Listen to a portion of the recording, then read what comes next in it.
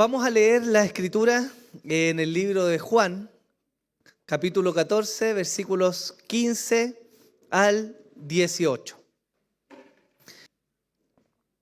Dice así la palabra del Señor: Si me amáis, guardaréis mis mandamientos, y yo rogaré al Padre, y Él os dará otro Consolador, para que esté con vosotros para siempre, es decir, el Espíritu de verdad, a quien el mundo no puede recibir porque ni le ve ni le conoce.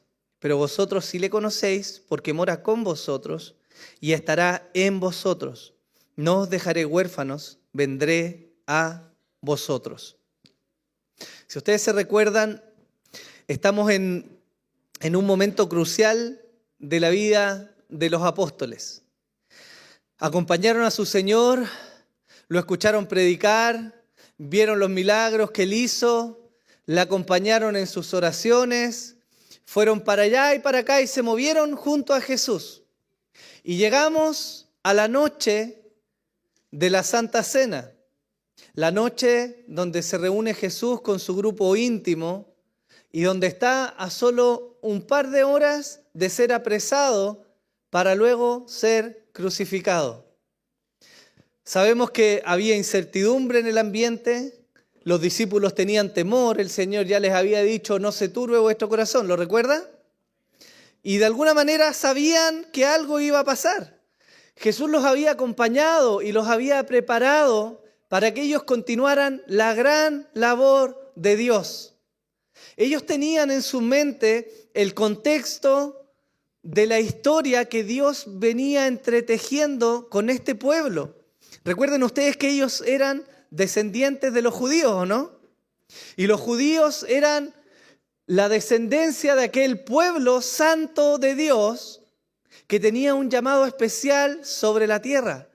Ellos habían sido tomados por Dios, Dios había hecho de ellos una nación grande, los había purificado y a través de la historia habían pasado muchas cosas y aguardaban ahora entonces la venida del Mesías, ¿no? Ellos sabían que tenían un rol fundamental. Pero fíjense que es tremendo que a la luz de ese gran llamado, ellos estaban a punto de quedarse sin su maestro. Yo no sé si a usted alguna vez le tocó esa experiencia de entrar a trabajar y esas capacitaciones media extrañas que se hacen a veces, ¿cierto? Donde lo tiran a los leones y de alguna manera vas a aprender haciendo, ¿no? ¿Le ha pasado esa experiencia? Eso genera incertidumbre, ¿no?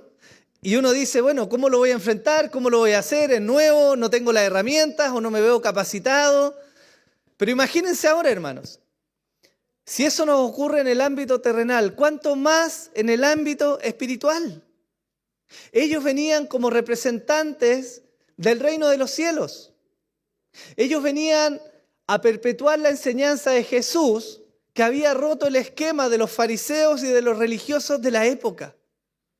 Ellos sabían que su Señor estaba siendo perseguido porque la enseñanza de Jesús del reino de los cielos no tenía cabida en la religión de aquel entonces. Y este puñado de hombres, mirando sus capacidades y viendo sus debilidades, se hallaba no solo con temor, sino con la incertidumbre propia de saber cómo iban a seguir la misión de Dios. ¿Cómo se sentiría usted en esa posición? ¿Sería fácil levantarse en esa posición y decir, bueno, yo sé lo que tengo que hacer, ¿lo voy a echar para adelante o no? Eso nos ocurre de alguna manera a los que vivimos el pastorado. Es una misión imposible en términos humanos. Por más capacitados que estemos, por mayores estudios que puedan haber, hacer la misión de Dios, hermano, es algo realmente imposible para un ser humano. Y los discípulos se encontraban justo en esta posición. Y para más remate, aquel que había estado con ellos, quien sabían los discípulos que tenía el poder de hacer milagros, de hacer maravillas y de hacer prodigios, les había dicho, yo me tengo que ir. Imagínense, hermano. Difícil el escenario, ¿no? Pero fíjense que justo acá en este punto de inflexión, donde Jesús está a punto de ser tomado, es que Él les hace una de las promesas más maravillosas que encontramos en la Biblia. De todos los trabajos que nosotros podamos hacer, en los cuales dependemos de una persona o de personas que nos puedan instruir y ayudar y dirigir y guiar, tengamos o no recursos o todo, ellos estaban enfrentando una tarea espiritual. Y ante el temor, el Señor entonces les dice estas palabras. Si me amáis, guardaréis mis mandamientos. Y yo rogaré al Padre, y Él os dará otro consolador para que esté con vosotros para siempre. Fíjense que en la experiencia humana, las personas que nos rodean y que se relacionan con nosotros suelen pasar en algún momento de nuestra vida. Cuando somos pequeños, nuestros guías y tutores, ¿quiénes son? Nuestros padres, ¿o no? Pero fíjense que la autoridad, o más que la autoridad, el acompañamiento de los padres en algún momento pasa. Algunos hemos perdido a nuestros padres, pero otros crecen y llegan a un punto en el cual hacen sus propias familias, ¿o no? Por lo tanto, dejan de tener a sus padres como sus guías y tutores y comienzan a formar su propia familia, ¿o no? Fíjense que la historia del ser humano nos relata esta misma sucesión que ocurre. Cuando Dios formó a su pueblo, lo levantó, lo hizo crecer y lo guió a través de hombres. Pero los hombres también fueron pasando. En algún momento se levantó el profeta Samuel, ¿se recuerdan o no? Y de Samuel vinieron reyes. Y los reyes se fueron sucediendo unos a otros. Y vino Saúl, vino David, vino Salomón y después vinieron muchos reyes. Y significaron cambios y momentos de incertidumbre de alguna manera para el pueblo. Pero hay algo maravilloso de todo esto. Y es que Dios, a diferencia de las empresas humanas que podemos guiar, Dios, hermanos míos, está empecinado e involucrado profundamente en su obra. Si miramos bien el Antiguo Testamento, nos damos cuenta que Dios jamás abandonó a su pueblo. ¿O los dejó? Dios siempre estuvo involucrado con la misión. Y ahora que los discípulos iban a enfrentar precisamente a un momento de incertidumbre, y a pesar de que Jesús iba a ser tomado, Dios iba a seguir estando presente con ellos. Hay un término en misiones que se llama el Missio Dei. Los que están viendo el primer curso de membresía en la iglesia quizás se acuerdan. Y la Missio Dei es un concepto que nos recuerda que no es que el ser humano esté en misión de predicar el evangelio solamente, sino que Dios, hermanos míos, está en misión salvando y llamando y formando a su iglesia en la tierra. Y eso debiera alentar nuestros corazones, ¿o no? Todo este preámbulo, ¿para qué? Para este anuncio maravilloso en el Evangelio de Juan. Jesús iba a ir, pero alguien iba a venir. ¿Quién iba a venir? ¿Quién? El Espíritu Santo iba a venir. Entonces, ¿cómo cree usted que se llama la enseñanza hoy día? La venida del Espíritu. Bien. Qué bien, hermanos. La enseñanza hoy día se titula entonces La venida del Espíritu Santo. Y vamos a ahondar un poco en quién es esta persona que iba a venir. Pero quiero hacer un paréntesis que me parece necesario hacer primero en la enseñanza. Porque el primer versículo que estamos leyendo hoy día, el versículo 15, Jesús dice, si me amáis, guardaréis mis mandamientos. Y este es un versículo que estoy seguro que todos nosotros conocemos, ¿o no? Lo hemos escuchado, lo hemos utilizado y a priori parece que Jesús, en medio del discurso con sus discípulos, viene a hablarles en un tono quizás medio frío o medio tosco, ¿cierto? Porque a veces leemos este versículo y pareciera que nosotros lo traducimos en nuestra mente así. Si de verdad me aman, entonces esfuércense en obedecerme. Y de hecho, hermanos, hay verdad en el hecho de que la obediencia se relaciona con la magnitud del amor que tenemos por Cristo, ¿no? Porque el mismo versículo nos está diciendo. Pero parece que muchas veces damos vuelta el orden de los factores en esta oración y parece que muchas veces empujamos el hecho de la obediencia como una muestra de amor. Pero no es lo que nos está diciendo el versículo. La versión NTV lo dice quizás un poco más claro, porque dice, si me aman, obedecerán mis mandamientos. Y esta aclaración es importante respecto a cómo vivimos el Evangelio, porque todos estamos llamados a obedecer al Señor, ¿o no? ¿O hay alguno de nosotros a quien Dios lo pase por alto y le diga que no es necesario obedecer a sus mandamientos? Evidentemente todos estamos llamados a obedecer, ¿o no? Pero fíjese que en nuestra religiosidad solemos dar vuelta a las cosas y pensamos que con nuestra obediencia vamos a acrecentar nuestro amor por el Señor. Cuando el versículo nos dice precisamente lo contrario. Y Jesús lo sabe. Jesús sabía que sus discípulos iban a fallar, ¿o no? ¿Sí o no? Entonces sería medio cruel pensar que les está diciendo esto justo antes de que ellos fallen, como una muestra de que no son dignos o capaces, ¿no? Él los está alentando y les está de alguna manera recordando la forma correcta en que la obediencia debe ser ejecutada. Hermanos míos, no es lo mismo decir yo obedezco y por lo tanto amo, que decir yo amo y entonces obedezco. Y aunque parece similar, como les decía, el orden de los factores sí influye demasiado en cómo vivimos el Evangelio. Los discípulos iban a fallar, se iban a equivocar, iban a tener temor y todos se iban a dispersar. Estaba escrito y la historia nos muestra que esto fue así. Ellos fallaron en el cumplimiento, fallaron en perseverar en las oraciones, fallaron, ¿cierto, Pedro, en decirle, Señor, aunque todos te dejen, mi vida voy a dar por ti, y el primero en renegar al Señor, ¿o no? Pero Jesús les estaba entregando una clave que es fundamental, hermanos, que es la forma en que ellos efectivamente iban a poder obedecer.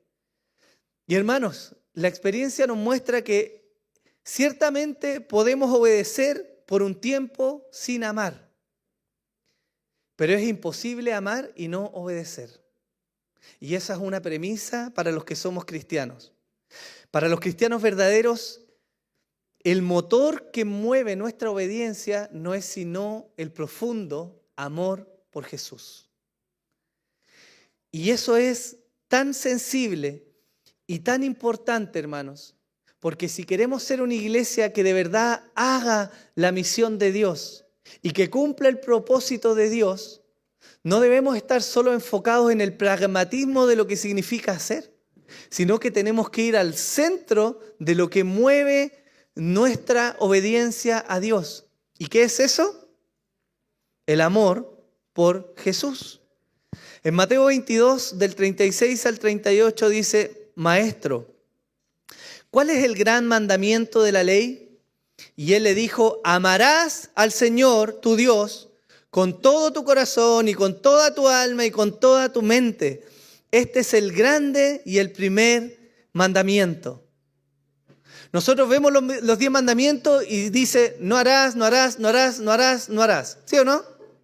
Y a veces nos queda grabado el no tengo que hacer o tengo que hacer, no tengo que hacer y tengo que hacer. Pero Jesús clarifica y nos dice que en realidad lo fundamental, hermanos, el punto desde el cual mana la vida cristiana y el sacrificio y la obediencia es el amor por Jesús. ¿Me siguen hasta acá, no? Muchas veces como cristianos cometemos el error de centrarnos solamente en lo que hay que hacer y comenzamos a dejar de lado el centro de la vida cristiana, que es amar a Jesús. ¿Se acuerda de una de las reprensiones del ángel en el libro de Apocalipsis?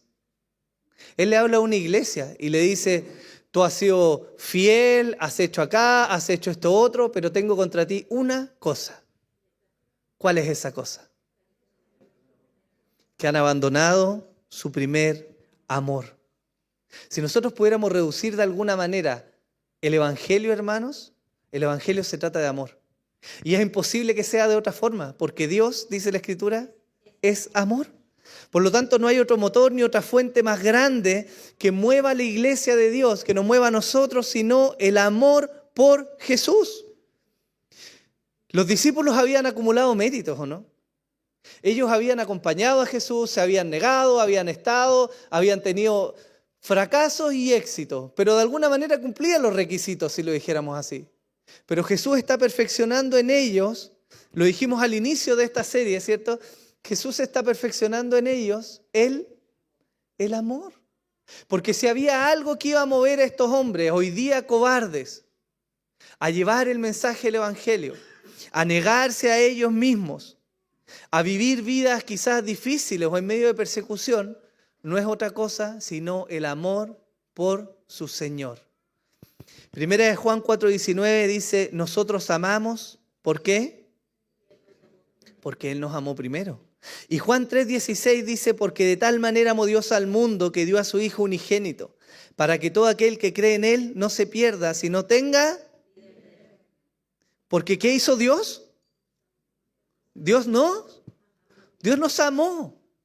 Y la Escritura dice que como Él nos amó, entonces en consecuencia nosotros amamos, ¿o no? Fíjense el tono maravilloso de la Escritura. Porque en Romanos 8:28, que es un versículo rearchi conocido por nosotros, ¿cierto? Que lo usamos siempre cuando estamos enfrentando dificultades, dice, y sabemos que para los que obedecen a Dios, todas las cosas cooperan para bien. ¿Para los que qué? Para los que aman. Hermanos míos, el amor va ligado a la obediencia, porque aquel que ama verdaderamente va a obedecer. Pero aquel que obedece no necesariamente va a amar. Y Jesús nos está dejando primeramente esta enseñanza para mostrarle el foco a los discípulos de lo que vendría a ser. Es cierto que ellos igual fracasan y que aunque oyen estas palabras igual se dispersan. Pero fíjense que a la vuelta de este fracaso, Jesús nos da una muestra de cómo Él ha puesto un fundamento, que es el amor, cuando Él va a buscar a Pedro. ¿Se acuerdan o no? ¿Qué es lo que Jesús le pregunta a Pedro? Pedro, ¿estás dispuesto a poner tu cuerpo en sacrificio? ¿A ser perseguido, lacerado, mutilado? ¿Qué le pregunta a Jesús? ¿Guardaste la ley, Pedro? Ahora sí, Pedro, ¿me vas a obedecer en todo? ¿Qué le pregunta? Pedro, ¿me amas? Y él, después de su fracaso, le dice, Señor, te amo. Y el Señor en esa actitud, entonces dispone en Pedro y en los otros apóstoles esta fundamentación y este crecimiento de la iglesia. Por lo tanto, hermanos, el primer punto de esta enseñanza tiene que ver precisamente con eso. Que si nosotros queremos crecer en obediencia a nuestro Señor, debemos apuntar primero al corazón. Porque no podemos llegar a obedecer a Dios si nuestro corazón no está primeramente rendido en amor a Jesús. Aquel cristiano que sabe perdonar es un cristiano que primeramente ama al Señor, ¿o no? Porque la Escritura nos dice ciertamente que si no perdonamos no podemos entrar al reino de los cielos. Porque si no perdonamos nosotros a los demás sus ofensas, ¿cómo nos va a perdonar el Señor las nuestras, no? Pero fíjense que para que nosotros lleguemos a ese punto del perdón, debemos primero amar más a Jesús que lo que amamos nuestra propia reputación, que lo que amamos nuestros propios proyectos y que lo que amamos nuestra propia vida. Porque entonces vamos a estar en posición de ser moldeados y de obedecer al Señor. Esteban nos da testimonio de eso. Partiendo la iglesia, él comienza a dar testimonio y muy entrado los primeros capítulos del libro de Hechos, viene una multitud y lo apedrea. ¿Se acuerdan o no? ¿Y cuáles son las palabras de Esteban antes de morir? Señor, perdónalos. Qué tremendo, ¿no? Pero él había visto a su Señor hace poco y tenía viva la imagen de este Jesús muriendo en amor por aquellos que él amaba. Por lo tanto, hermanos míos, el primer recordatorio de esto, y que va ligado a lo que vamos a ver ahora, es el hecho de que ciertamente Dios demanda obediencia de su pueblo, así como nosotros los padres demandamos obediencia de nuestros hijos, ¿o no? Pero esa obediencia no puede estar completa ni ser perfecta si no está fundada primeramente en amor. ¿Lo tenemos? Dicho eso, el Señor les dice, si me aman, guardarán mis mandamientos. Y Él hace una promesa. Y entonces yo rogaré al Padre y Él os dará otro consolador para que esté con vosotros para siempre.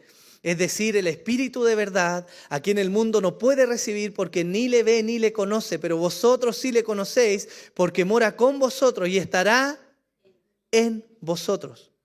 Jesús está dando una promesa, ¿o no? Pero esta promesa está condicionada a algo. ¿A qué está condicionada esa promesa? A la obediencia. Porque Él les dice, si me aman, guardaréis mis mandamientos y como consecuencia yo rogaré al Padre. Nosotros vemos esto hacia atrás hoy día, ¿cierto? Y sabemos lo que ocurrió. Y sabemos que este grupo de discípulos negó al Señor y se apartó.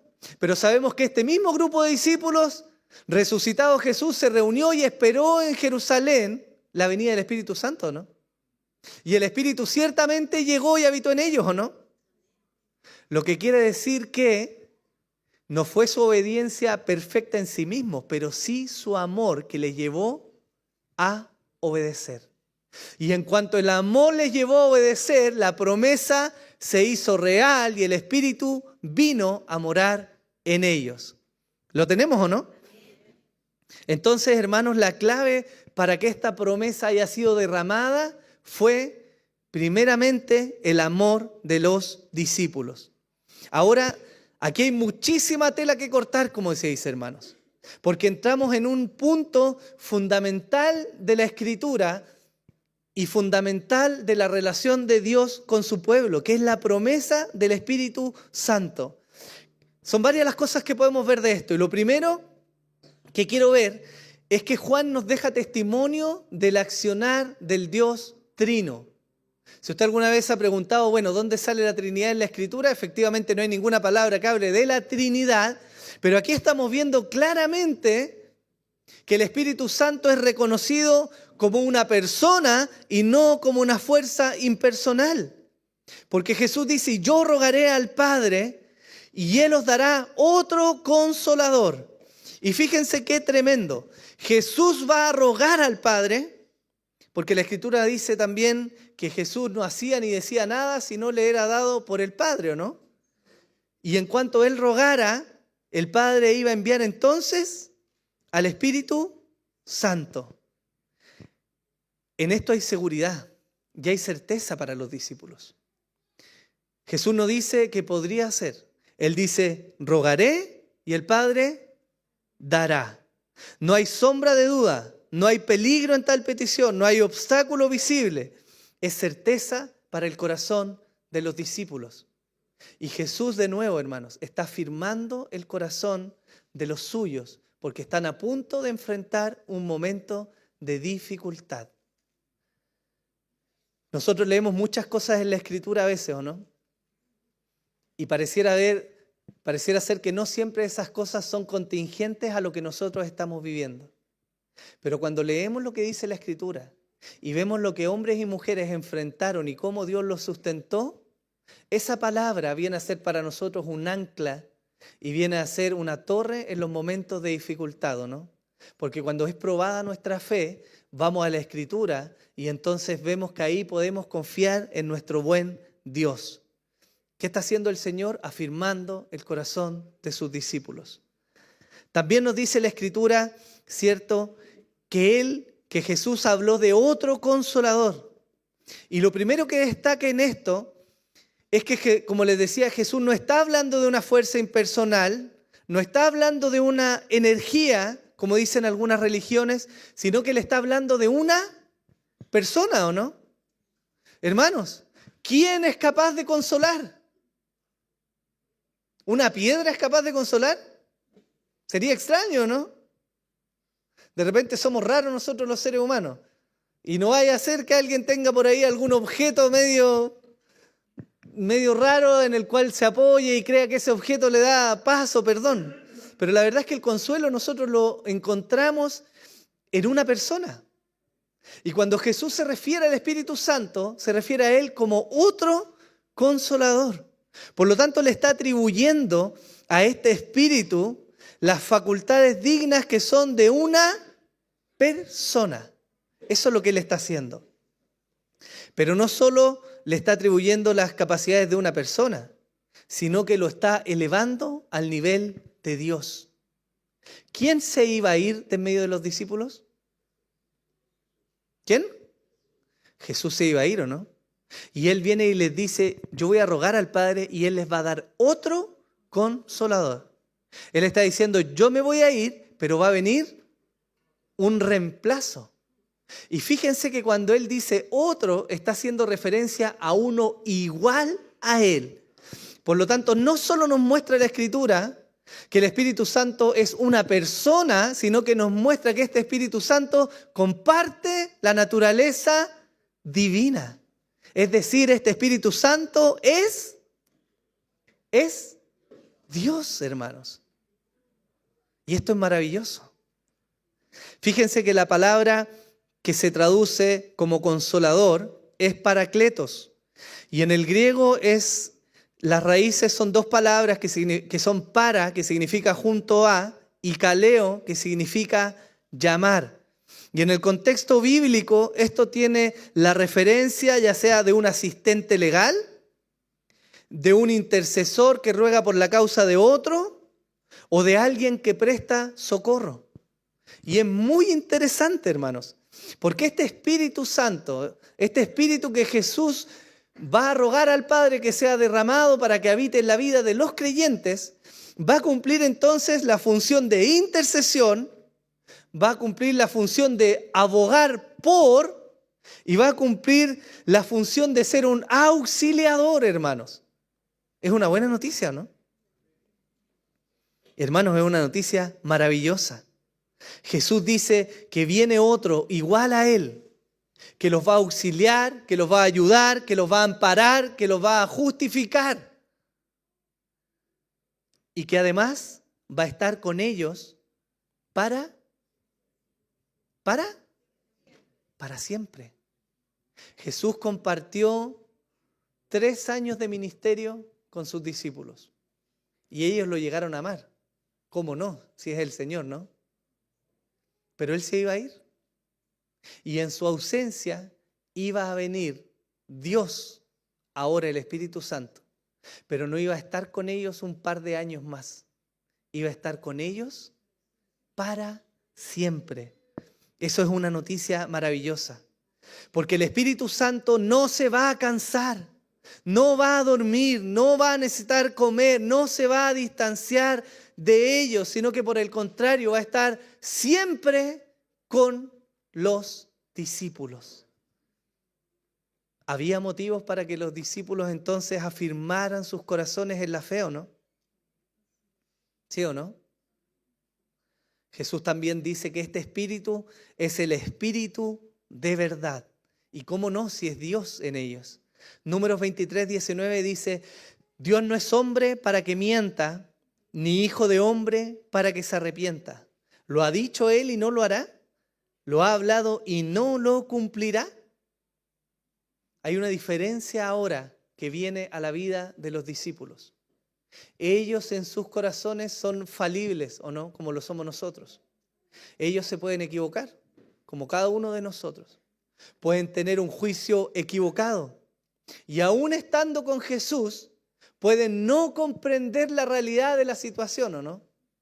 Como cuando Juan y su hermano vieron la ciudad y le dijeron al Señor, haz que descienda fuego, mátalos, mátalos. ¿Se acuerdan o no? O como cuando Pedro le dijo, no, Señor, ¿cómo se te ocurre que vas a ir para allá?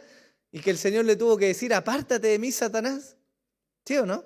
A pesar de que estaban con Jesús. Pero es maravilloso que este espíritu que venía ahora era el espíritu de verdad. Lo que quiere decir, hermanos, que traía certeza y seguridad en cuanto a lo que Dios les estaba revelando y en cuanto a la ayuda de Dios en ellos. El Señor también nos dice en esta sección que hay una diferencia entre el mundo y los elegidos. Porque Él dice aquí en el mundo no puede recibir porque no le ve ni le conoce. Mientras que el mundo está cautivo por Satanás y sigue las corrientes del príncipe de las tinieblas, según nos dice Pablo en Efesios 2:2, ellos están ajenos a la vida espiritual y no pueden conocer al Señor. Pero dice la Escritura que ahora ellos sí iban a poder discernir lo que era realmente espiritual. Mateo 11, versículos 10 a 11, dice, acercándose los discípulos le dijeron, ¿por qué les hablas en parábolas? Y respondiendo él les dijo, porque a vosotros se os ha concedido conocer los misterios del reino de los cielos, pero a ellos, hablando del mundo, no se les ha concedido.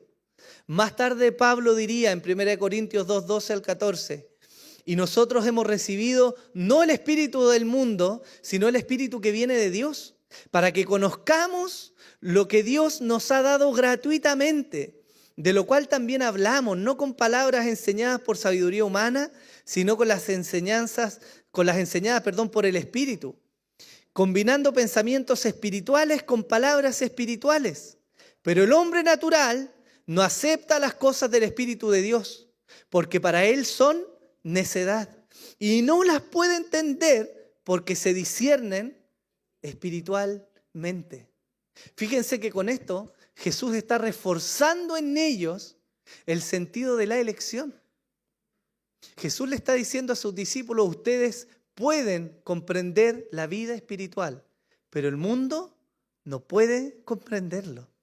No pueden ver a este espíritu, no le pueden conocer, pero a ellos, hermanos míos, se les han abierto los ojos y su entendimiento ha sido aperturado a conocer lo que es realmente espiritual. ¿Es una ventaja o no? Es una ventaja para enfrentar la vida. Por lo tanto, Jesús sigue animando a sus discípulos. Pero aquí quizás uno de los puntos más maravillosos, y es que hay un cambio radical en la relación de Dios y el hombre. La última parte del versículo 17 dice, porque mora con vosotros y estará en vosotros. Ciertamente el Espíritu Santo ya estaba presente desde la misma creación, ¿no? La Escritura nos dice en el inicio de Génesis que el Espíritu de Dios se movía sobre la faz del abismo, ¿se acuerdan? Y que Dios había dicho, bueno, hagamos al hombre a nuestra imagen y semejanza, y tenemos todo un relato de cómo Dios Padre, Dios Hijo y Dios Espíritu Santo obraron para hacer esta creación maravillosa. Por lo tanto, siempre ha estado. Y en la historia del Antiguo Testamento vemos que este mismo Espíritu de Dios, que siempre ha estado y que siempre ha sido Dios, ha venido y ha reposado sobre ciertos hombres en algunos momentos de la historia. Tal como nos dice 1 Samuel 10:10.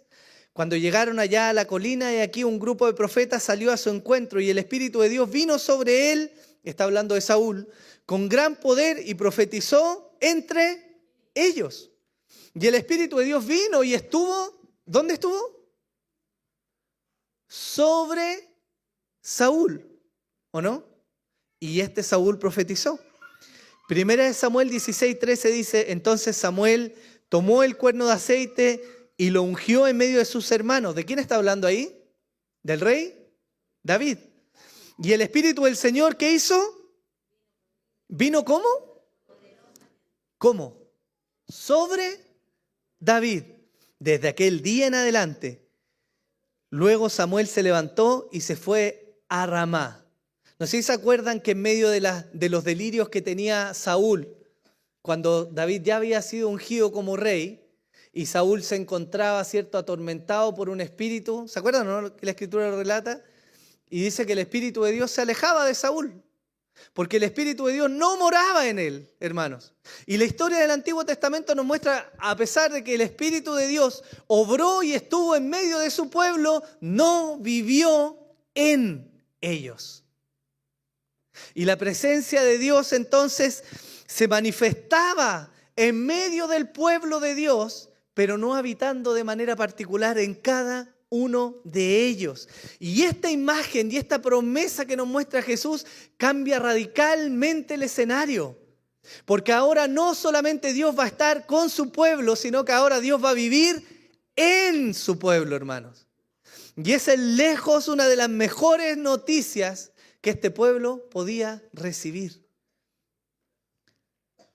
Desde el Génesis vemos a Dios morando en Edén junto al hombre, hasta la caída donde el hombre es separado de Edén.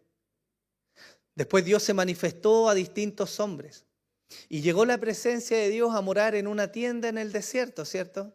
Cubierta con pieles de tejones. Mientras el arca se movía, la presencia de Dios reposaba en ese lugar santísimo. Luego de la construcción del templo, la presencia de Dios vino a morar de nuevo en un lugar específico, en el lugar santísimo, donde estaba el arca. Y dice la Escritura que una vez al año un hombre de entre el pueblo podía entrar y estar ahí y ministrar en la presencia de Dios. Un hombre, una vez al año. Y corría el riesgo de morir. ¿Dios se relacionaba con su pueblo? Sí. Pero Dios no vivía en su pueblo. Dios estaba en medio de ellos. Y esta promesa que hace el Señor es maravillosa, hermano, porque cambia el escenario y la relación que tenemos para con Dios. 1 Corintios 3:16, el apóstol Pablo dice: ¿no sabéis que sois templo de Dios y que el Espíritu de Dios habita en vosotros? En 1 Corintios 6:19 dice: ¿o no sabéis que vuestro cuerpo es templo del Espíritu Santo que está en vosotros, el cual tenéis de Dios y que no sois vuestros? Y Efesios 2:22 dice: en quien también vosotros sois justamente edificados para morada de Dios en el Espíritu. Esta es una figura que es mucho más profunda de lo que vemos ahora, hermanos. Pero es una figura gloriosa, hermanos. Porque en el proceso y en el plan de redención de Dios no estaba solamente rescatar a un pueblo, sino pasar de estar entre ellos a vivir en ellos. Y en el nuevo pacto, hermanos míos, nosotros ya no somos solamente un lugar donde Dios se manifiesta, sino que somos ahora el nuevo templo de Dios. Hermanos, es una ventaja realmente maravillosa. Dios habita en nosotros, a pesar de nuestra carnalidad y de nuestro pecado y de nuestra debilidad. Somos revestidos, renovados, alentados, transformados, redarguidos, corregidos, animados, consolados y sostenidos por Dios mismo morando en nosotros. Hermanos, ¿les convenía a los discípulos que Jesús se fuera o no? A pesar de que Jesús, siendo Dios, estaba con ellos, la manera íntima en que Dios viene a morar a la vida del creyente cambió radicalmente. Y eso es maravilloso. El Señor por eso les dice en el versículo 18: no os dejaré huérfanos, vendré a nosotros. ¿Usted sabe cuál es la definición de una persona que es huérfano o huérfana? ¿Cuál es? ¿Por qué se caracteriza un huérfano o una huérfana? Sin padre. ¿Y qué hacen los padres? Guían, aman, cuidan, enseñan, protegen. Más o menos, ¿cierto? Nos equivocamos. Pero un padre regularmente normal hace esas cosas por sus hijos, ¿no? Y Jesús de alguna manera vino a hacer o a mostrar, como lo veíamos la semana anterior, Él vino a mostrar al Padre, ¿cierto? Él vino a mostrarles a sus discípulos que Dios sí estaba interesado en ellos. No por el propósito simplemente que tenían que cumplir como si fuera un Dios utilitarista, hermanos, sino en una relación íntima y profunda de amor. Porque Él ama a su pueblo y Él ama a sus hijos. Amén. Y Él les dice: no os dejaré huérfanos, vendré a vosotros. Algunos teólogos hacen una aclaración. Si Jesús se estaría refiriendo acá, cuando dice vendré a vosotros, a la segunda venida, entonces efectivamente los discípulos quedaron huérfanos. Y somos huérfanos hasta que Jesús venga de nuevo. Por lo tanto, no se puede estar refiriendo a eso, sino que más bien se está refiriendo a la venida del Espíritu Santo en Pentecostés, momento desde el cual el Espíritu de Dios viene a morar en todos los creyentes. Lo que quiere decir que a pesar de que no vemos a nuestro Padre Celestial, Él sigue estando acá con nosotros. Si hay alguien que ejerce una paternidad efectiva y presente, es Dios. Él no ha abandonado a sus hijos. Él no deja a su pueblo. Pablo dice en Efesios 1:13, en Él también vosotros, después de escuchar el mensaje de la verdad, el evangelio de vuestra salvación, y habiendo creído, fuisteis sellados en Él con el Espíritu Santo de la promesa. Fíjense lo que Pablo dice.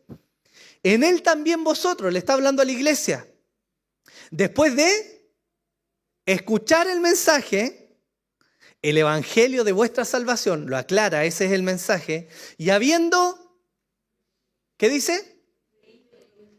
Y habiendo creído, fuisteis sellados. ¿Con qué? ¿Qué Espíritu Santo?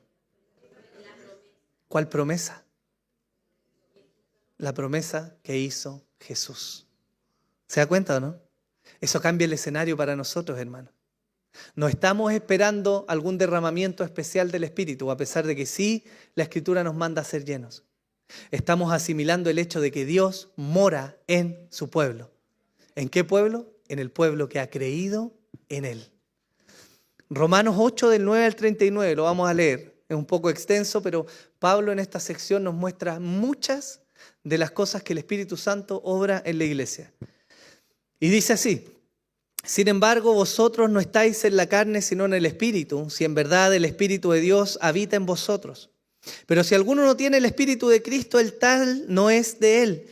Y si Cristo está en vosotros, aunque el cuerpo esté muerto a causa del pecado, sin embargo el Espíritu está vivo a causa de la justicia.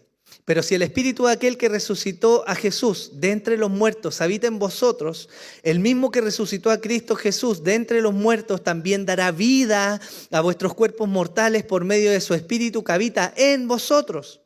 Así que, hermanos, somos deudores, no a la carne para vivir conforme a la carne, porque si vivís conforme a la carne habréis de morir. Pero si por el Espíritu hacéis morir las obras de la carne, viviréis. Vamos en el versículo 14. Porque todos los que son guiados por el Espíritu de Dios, los tales son hijos de Dios. Pues no habéis recibido un espíritu de esclavitud para volver otra vez al temor, sino que habéis recibido un espíritu de adopción como hijos, por el cual clamamos, Abba, Padre. El Espíritu mismo da testimonio a nuestro espíritu de que somos hijos de Dios. Y si hijos, también herederos, herederos de Dios y coherederos con Cristo, si en verdad padecemos con Él, a fin de que también seamos glorificados con Él. Versículo 26. Y de la misma manera también el Espíritu nos ayuda en nuestra debilidad, porque no sabemos orar como debiéramos, pero el Espíritu mismo intercede por nosotros con gemidos indecibles. Y aquel que escudriña los corazones sabe cuál es el sentir del Espíritu, porque Él intercede por los santos conforme a la voluntad de Dios. Y sabemos que para los que aman a Dios todas las cosas cooperan para bien, esto es, para los que son llamados conforme a su propósito.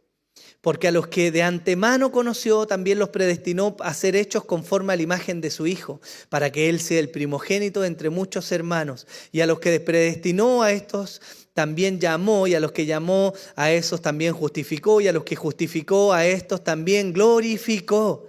Entonces, ¿qué diremos a esto? Si Dios está por nosotros, ¿quién estará contra nosotros? El que no eximió ni a su propio Hijo, sino que lo entregó por todos nosotros, ¿cómo no nos concederá también con Él, todas las cosas? ¿Quién acusará a los escogidos de Dios? Dios es el que justifica. ¿Quién es el que condena? Cristo Jesús es el que murió, sí, más aún el que resucitó, el que además está a la diestra de Dios, el que también intercede por nosotros. ¿Quién nos separará del amor de Cristo? ¿Tribulación o angustia? ¿Persecución o hambre, desnudez o peligro o espada? Tal como está escrito, por causa tuya somos puestos a muerte todo el día. Somos considerados como ovejas para el matadero. Pero en todas estas cosas somos más que vencedores por medio de aquel que nos amó. Porque estoy convencido de que ni la muerte, ni la vida, ni ángeles, ni principados, ni lo presente, ni lo porvenir, ni los poderes, ni lo alto, ni lo profundo, ni ninguna otra cosa creada nos podrá separar del amor de Dios que es en Cristo Jesús, Señor nuestro. Hermanos, el Espíritu nos vivifica, nos guía, testifica a nosotros mismos de que somos hijos de Dios. Nos ayuda en nuestra debilidad, intercede por nosotros, nos ayuda a orar, nos fortalece. Nos entrega la paz que viene del cielo, según dice Filipenses 4. Y según el mismo apóstol Juan va a escribir más adelante, nos convence de pecado y nos vuelve a Dios. ¿Y saben qué es maravilloso de todo esto? De que el Espíritu Santo no actúa con la algarabía que nosotros a veces esperamos que actúe. No está necesariamente en todas estas manifestaciones ruidosas o estrambóticas. El Espíritu Santo actúa silenciosa y fielmente en la vida de todos los hijos de Dios. Sin ruidos, sin bulla, sin luces, sin aplausos. Dios ha prometido que su Espíritu Santo en nosotros nos daría vida, paz, fortaleza, que nos enseñaría. El mismo Señor le dijo a sus discípulos cuando estén delante de los tribunales y les vayan a preguntar, no reparen en qué van a decir, porque el Espíritu Santo les va a dar en el mismo momento lo que han de hablar. ¿Y no fue así lo que Dios hizo acaso? Hermanos, ¿no ese Espíritu de Dios que estuvo presente en ellos no vive hoy en nosotros? Dios viviendo en nosotros. Uno de los regalos más maravillosos que el Evangelio nos muestra. Porque no somos el mejor templo. No somos el más digno, ni el más limpio, ni el más preparado. Pero aún así, Dios quiso venir a morar en nosotros. Entonces no esperamos, hermanos, otra venida del Espíritu Santo. Él ya vino a morar en nosotros. No esperamos un consuelo que viene siempre de afuera, sino que Él está presto para consolarnos en la intimidad. Hermanos, y si hay algo que debemos reflexionar hoy en día, es que la vida de Dios está en nosotros. La vida de Dios está en cada uno de los hijos de Dios. Silenciosamente nos convence, nos anima, nos trae a Él cuando nos hemos descarriado, ¿no? Nos redarguye, nos ayuda a perseverar, nos ayuda a ver al Señor y nos ayuda a amar a Cristo. Y todo eso, yo me atrevería a decir con mucho, mucho silencio, pero es Dios en nosotros. Póngase en pie, por favor. ¿Cómo se vive entonces esta vida de plenitud, de gozo, de fe, de convicciones en medio de las dificultades? A usted y a mí se nos ha dejado un gran ayudador. El Espíritu Santo de Dios. Y puede ser que por algún pecado o por alguna negligencia nuestra, como dice la Escritura, contristemos al Espíritu Santo de Dios. Porque es una persona. Y como persona, dice la Escritura, Él se puede entristecer. Y entonces no apartarse de sus hijos, pero sí retraer su actuar en nuestras vidas. Hermanos, yo creo que hoy día es el momento preciso, primero, para que oremos y le demos gracias a Dios. Y para que si estamos enfrentando alguna dificultad, problema o cualquier cosa que estemos viviendo hoy día, hermanos, incertidumbre, necesidad. Es cierto que nos apoyamos en la iglesia de Dios porque Dios se manifiesta a través de su iglesia. Pero no es menos cierto que Dios también nos dejó una ayuda particular a cada uno de nosotros. Y está presto para que nos gocemos en conocerle, en amarle, en orar al Padre y en saber que Él nos ayuda e intercede por nosotros. Y de ahí hemos de recibir consuelo también.